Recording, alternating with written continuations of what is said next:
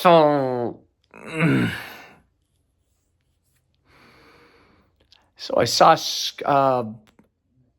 Oh my God! Sorry, hold on a second. What I need to see if I called it the right thing because I think I just. Okay, yeah, just had to make sure before I fully dove into this that I saw it. So, last night, a buddy of mine invited me to a movie. And I'm sure you can see by the title of this video, Screamboat, or as I'm going to call it, Screamboat Willie. Uh, I didn't really know much about it. He said, "Come on, come see a movie with me." And I said, "Okay, sure." And I didn't do any research on it because I have seen movies with no research. I never saw a trailer, didn't do none of that. Some of these movies included basically every Shudder film, Late Night with the Devil, Oddity, In a Violent Nature, and even Ash. Probably should have, oh, pardon that noise, but I probably should have done a little bit of research into this because this movie is fucking awful. It is. It is truly fucking awful. I hated every fucking second of it. And that is why I think you should go see it too.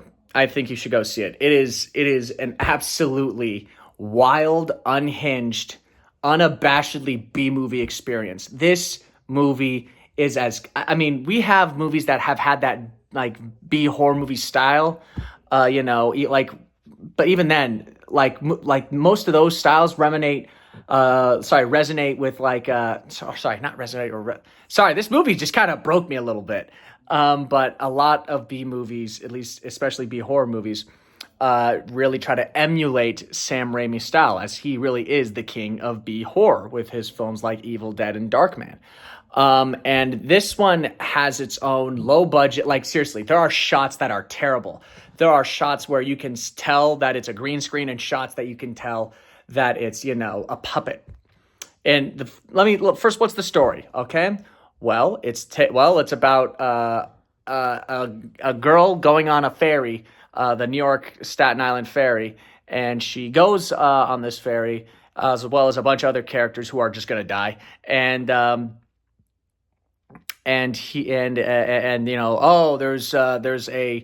a mouse that kills people that looks a lot like the Steamboat Willie Mickey Mouse from like 100 years ago. Oh God, sorry. I was not ready. I don't want to say it sucks. It's bad. It's awful, but I can't say it sucks because it knows what it is. It knows what it is, and it commits to it without any level of apology. And on top of that, it's gory, it's goofy, and the acting is sometimes utter garbage. You have people that are competent. Oh, by the way, before I go any further, I want to name at least a couple praises. For one thing, some of the kills are actually very creative and very out there. And I got a good chuckle at times. And there are other times where, you'll have some pretty decent performances and pretty decent, like, I guess you can call it aura farming moments, or whatever the hell that means. Look, Maddie, I know you watch these things. I'm just using the lingo you told me. That's to my cousin. But there's, the guy that plays Screamboat Willie. He's the same guy that played Art the Clown. David, give me a sec. I am going to interrupt this video by looking these things up.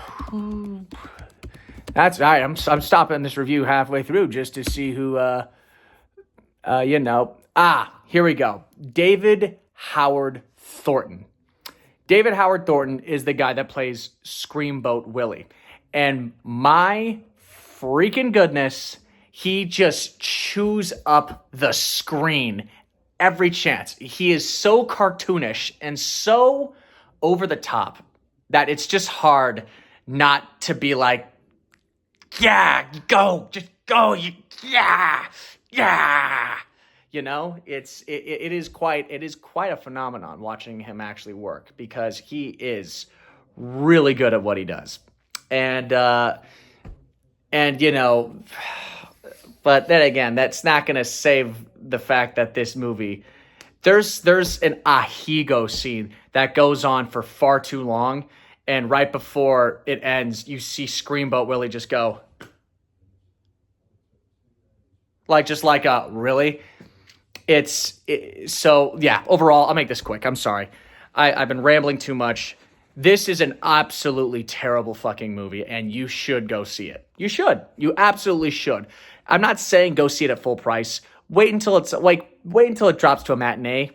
But for those of you that like chemical substances, I think this is a perfect experience to go watch on chemical substances.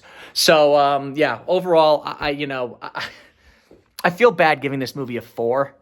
A 4. But it is around a 4 out of 10.